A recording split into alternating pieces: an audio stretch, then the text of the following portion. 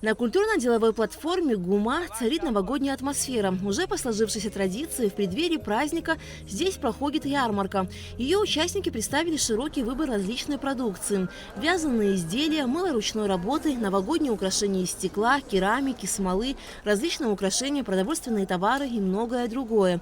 Кристина Арзуманян впервые представила свою продукцию. Она изготавливает игрушки из эпоксидной смолы.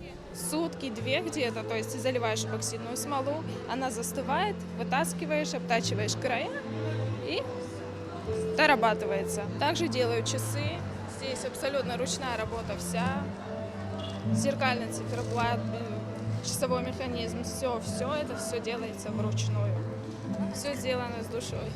Сабина Ахиба изготавливает на гончарном круге различные керамические изделия – кружки, кофейные чашки, кувшины, украшения. Процесс работы очень трудоемкий, но когда ты занимаешься любимым делом, то результат гарантированный, признается она. Я заканчивала графический дизайн, я проходила практику в Сухом Приборе, если вы знаете, отель. Там стоял гончарный круг, он мне разрешил, и уже вот с того времени я этим занимаюсь, и я не буду менять точно свою профессию. Сушка, центровка, вот всю работу, грубо говоря, на одну кружку около недели. А если еще ее расписывать, то получается и еще дольше. Это все керамика. Также я работала с нашей местной глиной, она вот такого рыжего цвета. Честно говоря, мне не очень нравится. Я уже стала покупать отдельно глину, отдельно глазурь, все подбирала, и уже хочется что-то яркое. На ярмарке представлена и продукция студентов второго курса агроинженерного факультета АГУ. Красное сухое вино, ликер из фейхуа, абхазская чача, лимончелло и эфирные масла из цитрусовых. Все это студенты-технологи изготовили сами. Процесс изготовления нелегкий, но мы не будем раскрывать наши секреты. Могу сказать точно, что здесь никаких добавок нет. Сахар мы не используем, потому что вино, вообще настоящее вино, сахар не добавляется. В данном случае у нас красное сухое вино.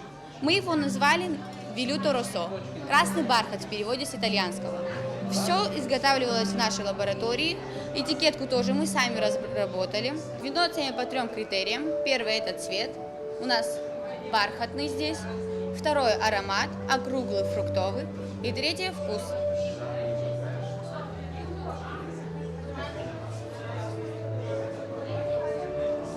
Очень вкусно, действительно.